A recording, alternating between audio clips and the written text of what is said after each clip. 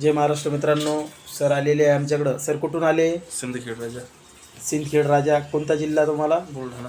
बुलढाणा जिल्हा. इथून आलेले आहे हेअर पॅच लावण्यासाठी. हे बघा, सरांचा एवढा हेअरफॉल झालेला आहे. आपल्याला याचा काही प्रॉब्लेम असेल तर नक्की आमच्या स्टुडिओला या आणि अगदी अर्ध्या तासामध्ये हेअर पॅच सिस्टम टाकून छान असा लुक करून देऊ. मित्रांनो, हे बघा, सरांचा आम्ही छान असा लुक केलेला आहे. सर कसं काय वाटलं आमच्या ऑडियन्सला सांगा ना.